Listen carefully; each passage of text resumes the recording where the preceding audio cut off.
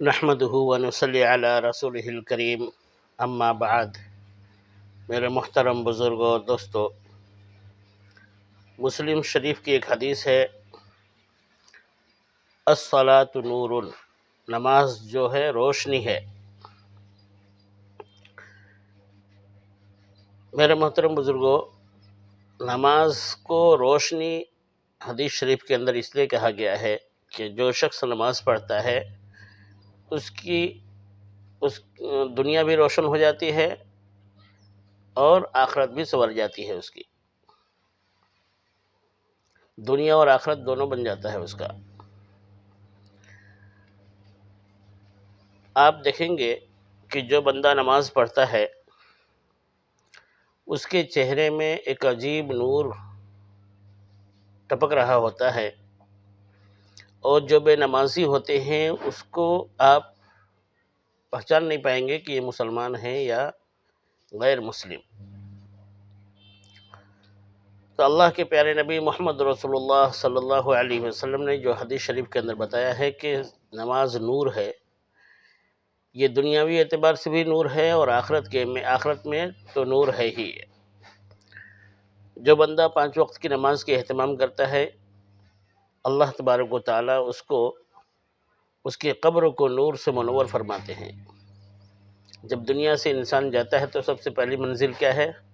قبر ہے، اور قبر میں بندے کو وحشت میں، وہاں کی تنہائی میں، وہاں کے اکیلے پن دور کرنے کے لیے یہ نماز ہی کام آنے والی ہے، اور وہاں روشنی کا کام بھی یہ نماز ہی دے گی، جس کو آج ہم لوگ سستی اور کاہلی سے چھوڑ رہے ہوتے ہیں۔ مؤذن کو جو ڈیوٹی لگائی گئی ہے اذان دینے کی، یہ آج سے نہیں، 1400 سال سے مسلسل یہ اذانیں دی جا رہی ہیں، اور باقی جو ارکان ہیں دین کے، اس کے اوپر آپ غور و فکر کریں گے تو ان ارکانوں کو اتنی اہتمام اور اتنی پابند نہیں کیا گیا کہ بار بار اس کو یاد دلایا جائے۔ جیسے زکوٰۃ فرض ہے، زکوٰۃ دینے کے لیے ڈھنڈورے نہیں پیٹے جاتے کہ تم زکوٰۃ دو کر کے، اس لیے کہ جس کے اوپر زکوٰۃ فرض ہوتا ہے وہی اس کو خود احساس ہوتا ہے۔ بہت سارے لوگ تو صاحب نصاب ہونے کے باوجود بھی زکوٰۃ نہیں دیتے۔ یہ حج کا مہینہ آتا ہے تو لوگ زبردستی کسی کو حج پر نہیں بھیج سکتے، یا اس کو کہا نہیں جاتا کہ تم حج کرو ہی۔ روزے کا مہینہ آتا ہے تو زبردستی ہم کسی کو روزہ نہیں رکھوا سکتے، اس لیے کہ روزے کا معاملہ بندہ اور خدا کے بیچ میں ہوتا ہے، کوئی دوسرا محسوس نہیں کر سکتا اس کو۔ لیکن نماز ایک ایسی عبادت ہے جس کو اللہ تبارک و تعالیٰ روزانہ 5 وقت مؤذن کے ذریعے یہ اعلان کرواتا ہے کہ حی علی الصلاح، حی علی الفلاح، آؤ نماز کے لیے، آؤ کامیابی کی طرف۔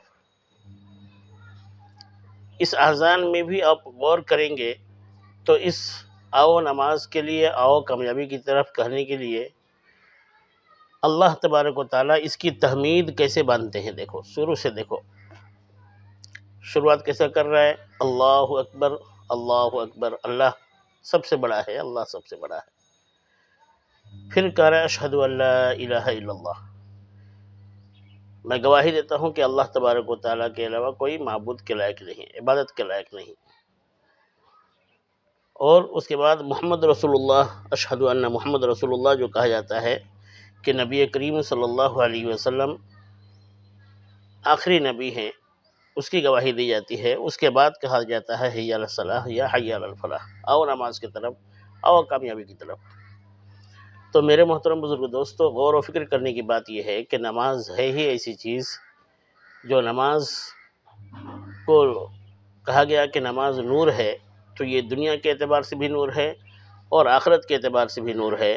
آپ 5 وقت کی نماز کے اہتمام کریں، آپ کو دنیا کے اندر بھی اور آخرت میں بھی اس کی روشنی نظر آئیں گے، اور جو فوائد اس کی دنیاوی اور دینی ہیں وہ آپ کو آٹومیٹک سے محسوس ہونے لگیں گے، اور جب آپ کو اس کی عادت پڑ جائے گی، اب صرف اللہ کی رضا کے لیے نماز پڑھنے لگیں گے، تو اللہ تبارک و تعالیٰ ایٹومیٹک اس کا مزہ آپ کو چکھا دیں گے، اور جب آپ نماز چھوڑیں گے تو آپ کو اس کا احساس ہوگا، آپ کو بے چینی سی چھانے لگے گی، اور آپ نماز پڑھے بغیر نہیں رہ پائیں گے۔